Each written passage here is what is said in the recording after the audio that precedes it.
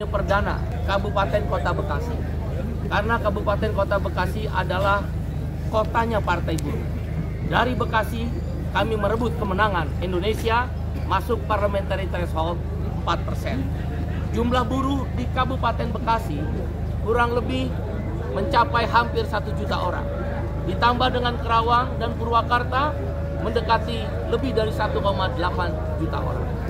Jawa Barat target Partai Buruh adalah 2,5 juta suara sah nasional. Hasil survei daripada internal Partai Buruh, di mana survei hanya menanyakan pada buruh, buruh anggota federasi, buruh anggota serikat pekerja tingkat perusahaan, buruh yang masih bekerja tapi dibina oleh Kemenaker dalam pendidikan, dan buruh yang pernah bekerja.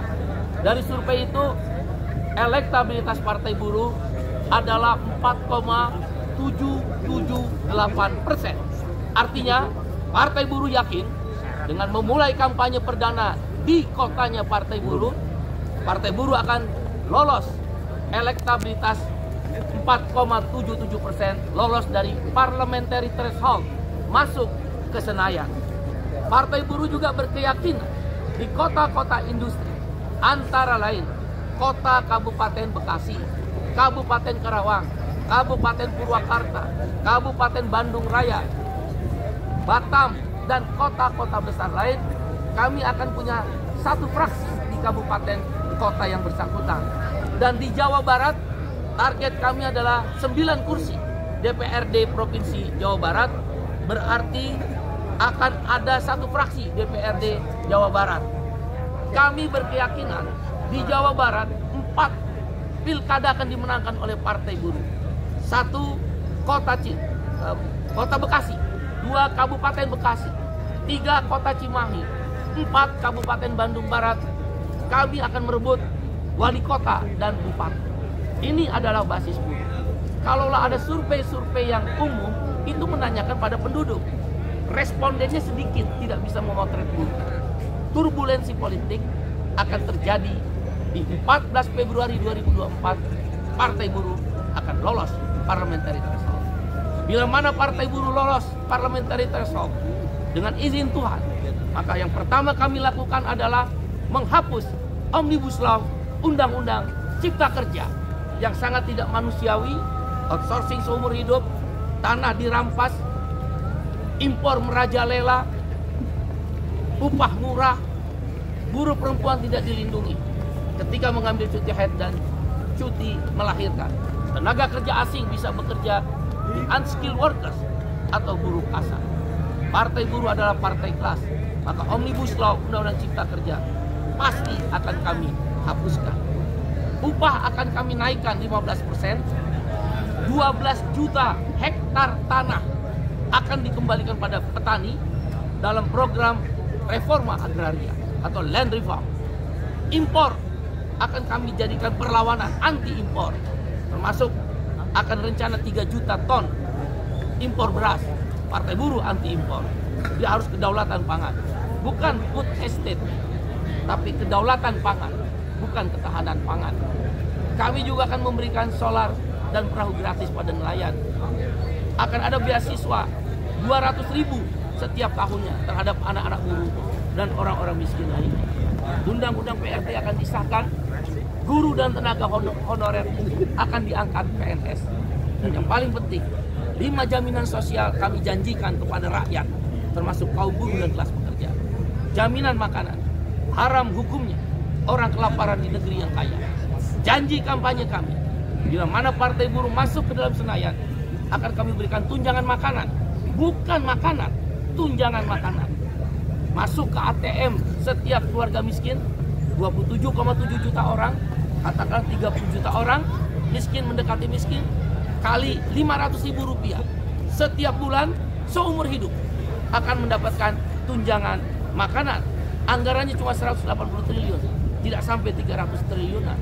Bukan makan matang, tapi tunjangan makanan, tunjangan pendidikan, tunjangan perumahan. Dulu PNS, TNI, Polri, dan buruh swasta dan orang-orang tidak mampu begitu pensiun punya rumah. Sekarang orang tidak bisa beli rumah, termasuk prajurit TNI dan Polri, termasuk PNS dan buruh swasta. Kemudian tunjangan air bersih, dan yang terakhir tunjangan pengangguran. Buruh-buruh yang menganggur akan diberikan tunjangan dalam bentuk unemployment insurance. Itulah janji politik Partai Buruh demi mewujudkan welfare state. Bekasi adalah tanah kelahiran Partai Buruh. Dari Bekasi, partai akan merebut Indonesia menjadi penyeimbang partai-partai kapitalis, partai-partai kelas modal, partai-partai orang kaya. Maka penyeimbangnya adalah Partai Buruh. Demikian, hari ini hadir puluhan ribu buruh dan sebagian masih keliling-keliling, dan di hari-hari ke depan kami akan masuk di kantong-kantong, di suara-suara atau lumbung-lumbung suara daripada buruh. Partai Buruh pasti menang. Ada 7,2 juta berdasarkan survei internal Partai Buruh, 7,2 juta orang buruh dan keluarganya memilih Partai Buruh. Demikian, terima kasih. Target suara Jawa Barat, Partai Buruh menginginkan 2,5 juta suara sah. Karena ini Jawa Barat adalah kawasan industri terbesar di Asia Tenggara. Untuk Bekasi ada 6 atau 7 kawasan industri dengan jumlah buruh lebih dari 1 juta. Partai Buruh pasti menang. Tidak mungkin tidak menang. Lawan politik uang, tegakkan pemilu jujur dan adil, dan jalankan pemilu yang bersih. Nanti kawan-kawan bisa mewawancarai siapa yang membayar mereka datang ke sini. Semua membayar dengan uangnya sendiri. Demikian, Jawa Barat pasti satu fraksi. Kami akan rebut tadi selain wali kota Cimahi, wali kota Bekasi, Bupati Bekasi, Bupati Bandung Barat. Kami akan rebut Gubernur Jawa Barat atau Wakil Gubernur Jawa Barat dari Partai Buruh bulan November Pilkada 2024 nanti. Demikian, terima kasih. Sistem pengawasan TPS. Partai Buruh mengingatkan kepada para penyelenggara pemilu, KPUD dan KPU Pusat, Bawaslu Daerah dan Bawaslu Pusat, dan DKPP, ya, Dewan Kehormatan Pemilu. Jangan coba-coba untuk merebut suara rakyat, apalagi menjual beli suara rakyat. Karena setiap buruh ada di TPS-TPS. Jangan memancing chaos dan kericuhan, tapi kami yakin KPU, Bawaslu, dan DKPP akan menyelenggarakan pemilu dengan bersih. Setiap TPS akan dijaga oleh 2 orang saksi Partai Buruh yang tidak dibayar. Mereka di setiap kelurahan akan dibuka 2 dapur umum. Dapur umum ini mensuplai makanan buat saksi-saksi TPS di 800 ribuan TPS. Jadi Partai Buruh membuka dapur umum, memastikan pemilu berlangsung dengan bersih, jujur, dan adil. Terkait kasus TKI yang sudah dicoblos itu, jangan terulang kembali ada pencoblosan suara sebelum hari H. Pengalaman pencoblosan suara TKI di Taiwan harus menjadi pelajaran penting buat kami. Karena Partai Buruhnya partai massa. Saya nggak jamin chaos atau tidak. Kalau ada kecurangan pemilu, saya tidak menjamin akan chaos atau tidak republik ini. Dan jumlah buruh, pemilih buruh adalah 10 juta orang. Kami bisa bergerak kapan saja. Jangan memancing kecawasan. Karena dulu nggak pernah ada Partai Buruh. Sekarang ada Partai Buruh yang akan menjaga. Makanya kami tidak ada saksi dibayar. Saksi akan dibuka setiap kelurahan dan desa, 2 dapur umum, uangnya patungan. Karena itu kasus TKI Taiwan tidak boleh terjadi di Indonesia dan tidak boleh juga terjadi di luar negeri. Demikian.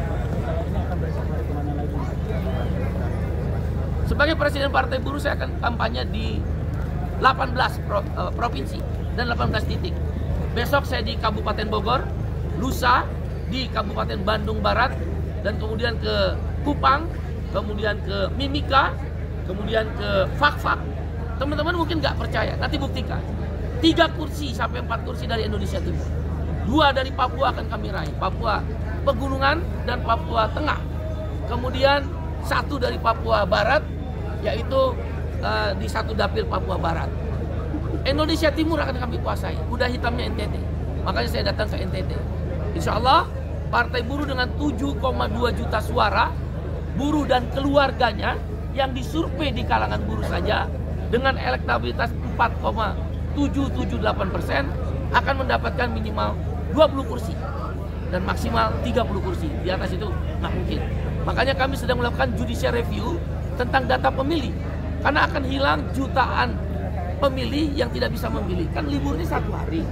Karyawan kontrak dan karyawan outsourcing kan banyak KTP daerah. Kalau dia pulang, nggak mungkin 1 hari, akan dipecat dia. Oleh karena itu, bagi karyawan-karyawan yang tidak bisa pulang dengan menggunakan KTP, kami lagi sedang judicial review ke MK, diperbolehkan oleh KPU untuk mencoblos. Jutaan suara Partai Buruh tergadai. Kami minta MK mengabulkan sebelum hari pencoblosan, yaitu tentang pemilih yang boleh mencoblos bagi yang bekerja dikarenakan libur 1 hari nggak mungkin pulang. Karena dia nggak pulang, nggak boleh nyoblos, hilang suara kami jutaan. Demikian, terima kasih semuanya kawan-kawan media. Terima kasih. Sudah dilakukan konferensi pers dari Presiden. Iya, Dino. Kita hampir memasuki ke akhir. Iya, benar. Tapi sebelum akhir nih, kita bakal dengerin siapa? Sasa? Oke, ada sambutan dari Mahkamah Partai Buruh beserta sekaligus Presiden FSPMI. Yeah. Siapa Mbak Sasa? kepada Bapak Kariden Hatam Wasis. Waktu dan tempat kami persilakan. Ya, Belum. Membawa senjata sebuah keris dengan keyakinannya, dengan kesungguhannya, dengan ketulusannya